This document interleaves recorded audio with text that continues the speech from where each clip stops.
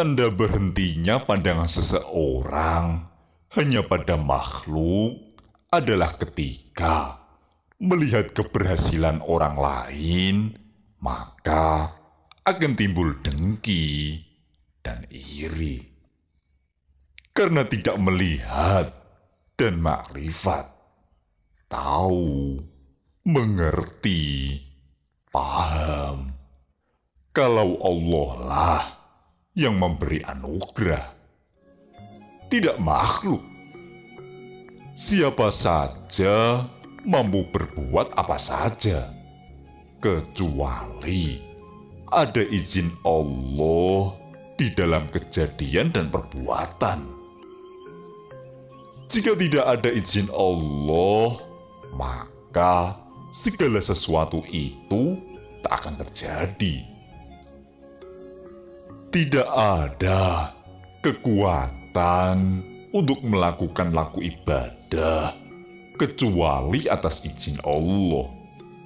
Dan tidak ada kekuatan menghindari laku maksiat kecuali atas izin Allah. Ya, iblis melakukan maksiat dan meminta izin pada Allah untuk mengajak manusia melakukan maksiat, melakukan aneka dosa. Izin yang diberikan Allah itu bukan lantas Allah ikut berdosa. Karena memberi izin iblis mengajak manusia melakukan dosa, izin Allah itu sebagai ujian bagi manusia dan juga sebagai pemercepat manusia mencapai kedekatan diri pada Allah. Karena dekat yang paling dekat pada Allah itu yang paling takwa.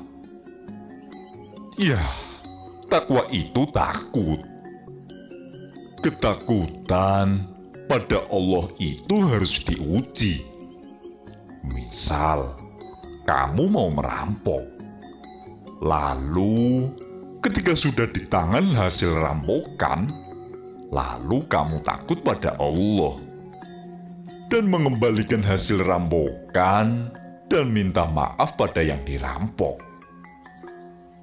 Ya, misal kamu mau berzina, sudah mau melakukan, tapi tidak kamu lakukan karena kamu takut pada Allah, lalu nggak jadi zina. Itu namanya ujian ketakwaan.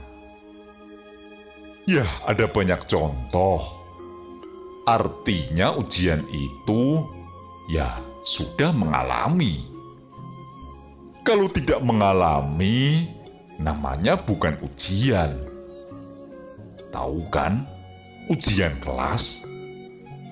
Kalau ikut ujian itu ya sudah duduk di meja dan mengisi lembar pertanyaan. Itu namanya mengalami atau ikut ujian.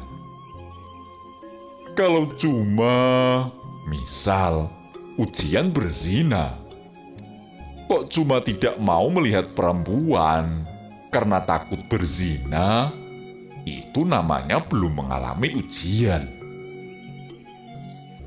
Ujian berzina itu misal kamu lelaki, perempuan lain sudah ada di depanmu dalam keadaan telanjang, tapi kamu tidak melakukan apa-apa. Ya, itu namanya mengalami ujian zina.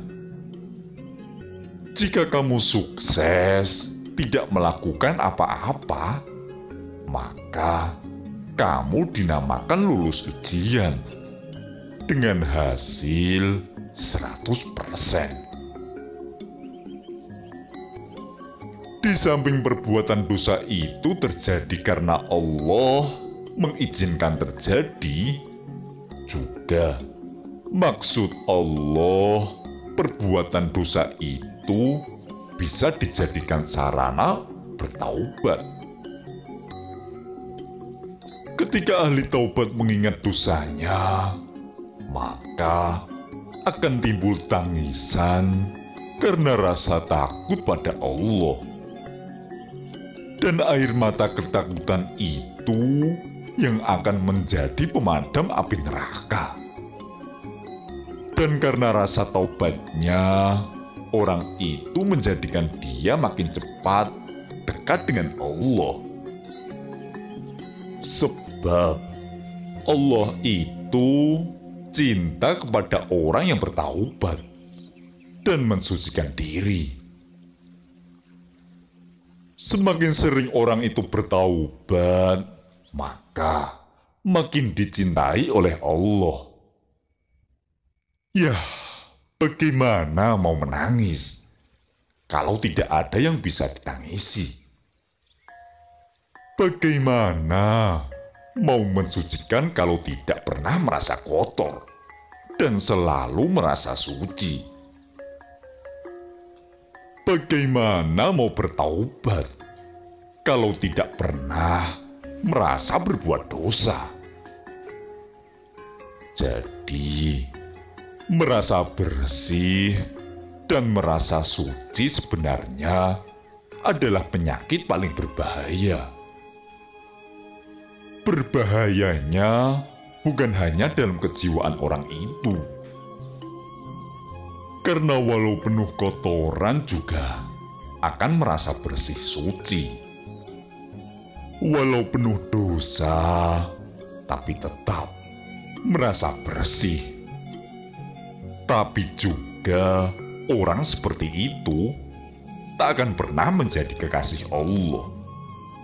Karena Allah cinta pada orang yang selalu bertaubat, bukan cinta kepada orang yang sok suci.